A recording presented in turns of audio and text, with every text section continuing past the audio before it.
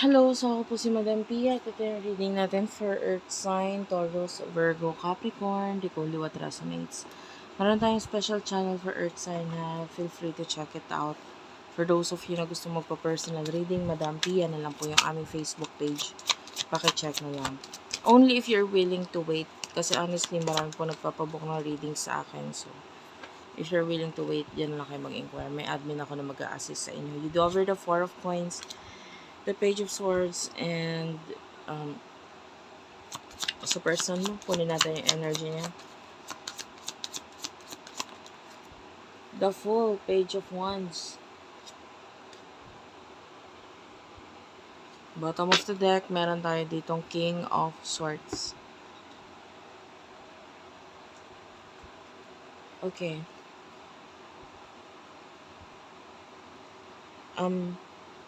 Person, yung energy mo, 4 of Coins, Page of Swords.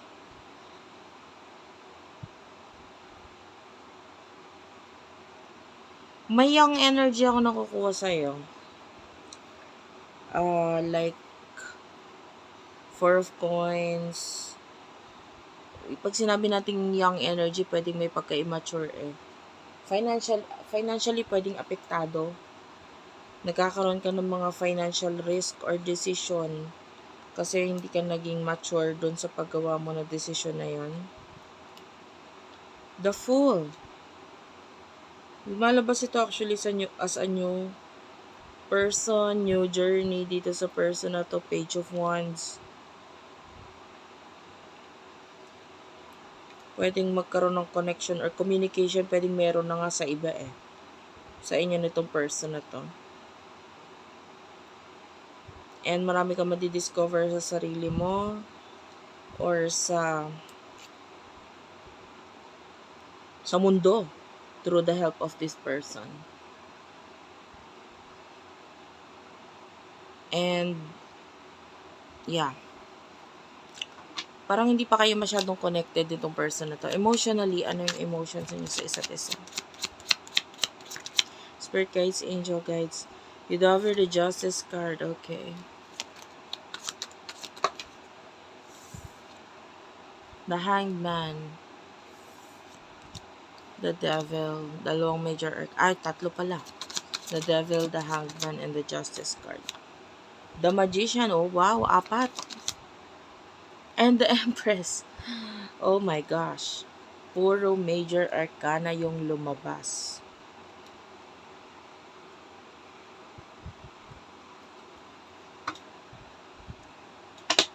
Bottom of the deck, you do have the 3 of Swords.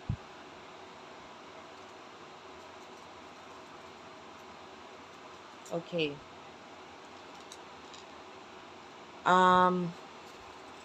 Emotions mo. I don't know if there's ano ba to? Parang marriage na involved sa inyong dalawa. Or both of you could be already in a relationship or married na. Kasi the 3 of Swords is another connection, another relationship eh. So, pwedeng kayo ay nasa isang relationship or both of you are already committed. Or isa sa inyo. And the Hanged Man, nakakakita tayo din na willing to wait or may waiting stage dito sa connection na to. Wala naman choice, kundi maghintay. And the Devil, pero part of you is willing gumawa ng mali or mag-take ng risk sa connection kasi gusto mo yung person. The Empress, gusto ka rin niya. And the Magician, pero hindi siya nagiging honest doon sa pagkagusto or hindi niya sinasabi yung pagkagusto niya sa'yo. Pero gusto ka niya. Gusto ka niya. Mahirap i-deny yung pagkagusto niya sa'yo. Although tinatry niyang i-deny yung gusto ka niya, physically attracted. Physically attracted siya sa'yo and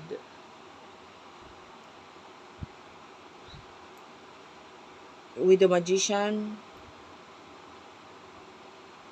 manghang-mangha siya sa mga skills mo, sa kung ano yung meron. Alam mo yun, yung parang you're someone na kagusto-gusto talaga because of what you can do, what you can offer, etc. Hindi ka normal um, na person para sa kanya. Nasa iyo yung mga nakikita niya sa isang tao na kapangapangarap. Like, liking your idol. Para ko ba-explain nyo? For example, alimbawa, pagdating sa Korean drama or what, 'di ba? Magkakaroon ka ng crush or pagkagusto dun sa tao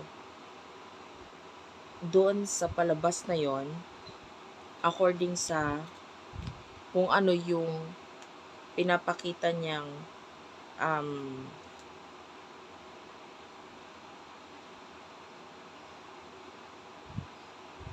character. Okay? So, ikaw, nagugustuhan ka niya sa character na ipinapakita mo sa maraming tao or sa kanya. Pwedeng hindi ka pa niya ganun kakilala, pero gusto ka na niya agad-agad sa kung ano yung pagkakakilala na nakikita niya sa'yo. Okay, so tell me about the near future for you. For Earth sign, please, Spirit guides, angel guides. Page of Cups. O, tatlo na yung page na nagpakita. Ace of Cups. Wow. The Queen of Wands. The Hierophant. Bottom of the deck is the Knight of Wands. In the near future,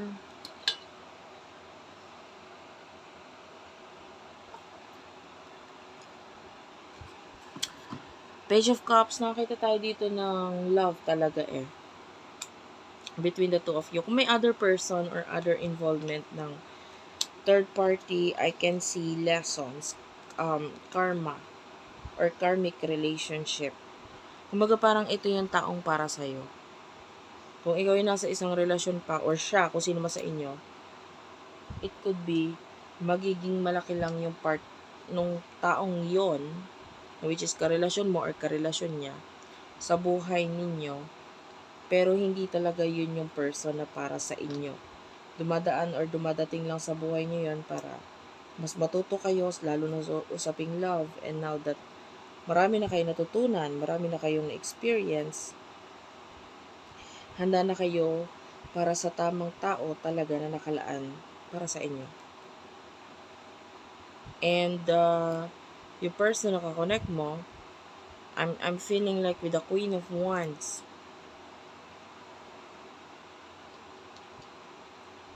nandyan kayo para sa isa't isa in the near future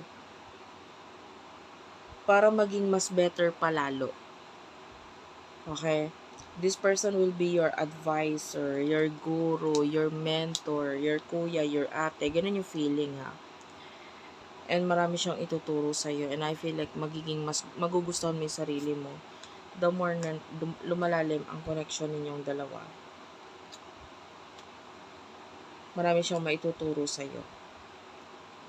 And more communication in the near future sa inyong connection. And magiging mas masaya yung connection or communication ninyo. Kasi nandun yun nga habang tumatagal, marami ka natututunan sa kanya. And because of that, nagiging mas better ka na person. Nagiging mas exciting. Kung bakit hindi nagiging stagnant yung connection ninyo. Hindi siya parang walang kagalaw-galaw whatsoever or what. Boring yung ganong connection, di ba? Pero nakikita natin sa connection ninyo, may something, may nangyayari, may improvement, may development, both of you and you as an individual. Malaki ang maitutulong ninyo sa pagiging mas better pa ng bawat isa sa inyo. at ng pinaka-connection ito. I can also see travel,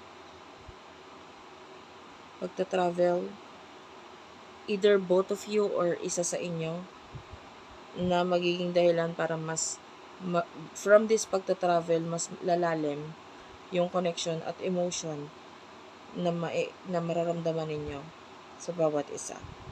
So, thank you for watching, guys. I love you all, and bye-bye.